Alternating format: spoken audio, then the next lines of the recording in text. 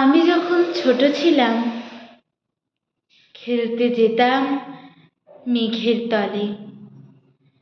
একদিন এক মেঘবালিকা প্রশ্ন করল কৌতূহলে, এই ছেলেটা, নাম কি রে তোর?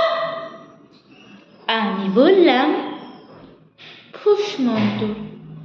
মেঘবালিকা রেগেই আগুন, মিথ্যে কথা, নাম কি অমন হয় কখনো? আমি বললাম নিশ্চয়ই হয়, আগে আমার গল্প শোনো। সে বলল, শুনবো না যা, সেই তো রানী, সেই তো রাজা, সেই তো একই ঢাল তলোয়ার, সেই তো একই রাজার কুমার পক্ষীরাজে, শুনবো না আর, ওসব বাজে। আমি বললাম তোমার জন্যে নতুন করে লিখব তবে। সে বলল, সত্যি লিখবি? বেশ, তাহলে মস্ত করে লিখতে হবে, মনে থাকবে, লিখেই কিন্তু আমায় দিবি। আমি বললাম তোমার জন্য লিখতে পারি এক পৃথিবী। লিখতে লিখতে লেখা যখন সবেমাত্র 2-4 পাতা, হঠাৎ তখন ভূত চাপলো আমার মাথায়। খুঁজতে খুঁজতে চলে গেলাম ছোটবেলার মেঘের মাঠে। গিয়ে দেখি চেনা মুখ তো একটিও নেই এ তল্লাটে। একজনকে মনে হলো ওরই মধ্যে অন্যরকম।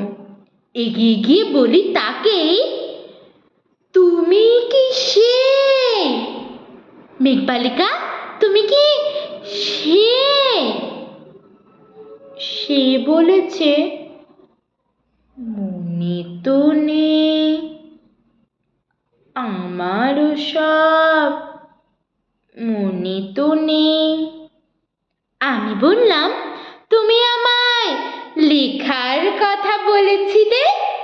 সে বলল, সঙ্গে আছে, ভাসিয়ে দাও গায়ে ছিলে। আর হ্যাঁ শোনো,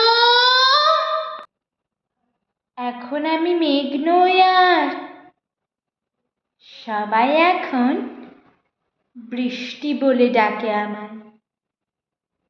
বলেই হঠাৎ এক পশলায় চুল থেকে নখ আমায় পুরো ভিজিয়ে দিয়ে অন্য অন্য বৃষ্টি বাদল সঙ্গে নিয়ে মিলিয়ে গেল খরস্রোতায়, মিলিয়ে গেল দূরে কোথায় দূরে। বৃষ্টি বলে ডাকে আমায়, বৃষ্টি বলে ডাকে আমায়। আপন মনে বলতে বলতে আমি কেবল বসে রইলাম ভিজে এক কাপড় জামায়। বৃষ্টি নাকি মেঘের জন্য? এমন সময় অন্য একটি বৃষ্টি আমায় চিনতে পেরে বলল, তাতে মন খারাপের কি হয়েছে? যাও, ফিরে যাও, লেখো আবার। এখন পুরো বর্ষা চলছে, তাই আমরা সবাই এখন নানান দেশে ভীষণ ব্যস্ত।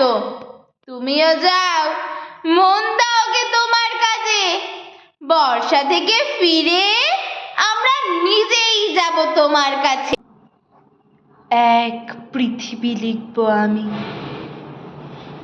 এক পৃথিবী লিখব বলে ঘর ছেড়ে সেই বেরিয়ে গেলাম। ঘর ছেড়ে সেই ঘর বাঁধলাম গহন বনে। সঙ্গী শুধু কাগজ কলম, একাই থাকবো, একাই দুটো ফুটিয়ে খাবো। 2-1 মুঠো ধুলো বালি যখন যারা আসবে মনে, তাদের লিখব, লিখেই যাব। এক পৃথিবীর 100 রকম স্বপ্ন দেখার সাধ্য থাকবে যেরূপ কথার, সেরূপ কথা আমার একার। ঘাড় গুজে দিন লিখতে লিখতে, ঘাড় গুজে রাত লিখতে লিখতে, মুছেছে দিন মুছেছে রাত। যখন আমার লিখবার হাত অসাড় হলো, মনে পড়ল সাল কি তারিখ, বছর কি মাস, সেসব হিসেব আর ধরিনি। লেখার দিকে তাকিয়ে দেখি এক পৃথিবী লিখব বলে একটা খাতাও শেষ করিনি। সঙ্গে সঙ্গে ঝমঝমিয়ে বৃষ্টি এলো খাতার উপর, আজীবনের লেখার উপর বৃষ্টি এলো এই অরণ্যে। বাইরে তখন গাছের নিচে নাচছে ময়ূর আনন্দিত। এ গাছ ও গাছ উড়ছে পাখি, বলছে পাখি, কবির জন্যে এই অরণ্যে আমরা আছি। বলছে ওরা, কবির জন্যে আমরা কোথাও, আমরা কোথাও, আমরা কোথাও হার মানিনি। কবি তখন কুটির থেকে তাকিয়ে আছে অনেক দূরে, বনের পরে, মাঠের পরে, নদীর পরে, সেই যেখানে সারা জীবন বৃষ্টি পড়ে বৃষ্টি পড়ে, সেই যেখানে কেউ যায়নি, কেউ যায় না কোনো দিনই। আজ সে কবি দেখতে পাচ্ছে সেই দেশে সেই ঝর্ণা তলায় এদিক ওদিক ছুটে বেড়ায়। সোনাই মোরা সেই হরিণী, কিশোর বেলার সেই হরিণী।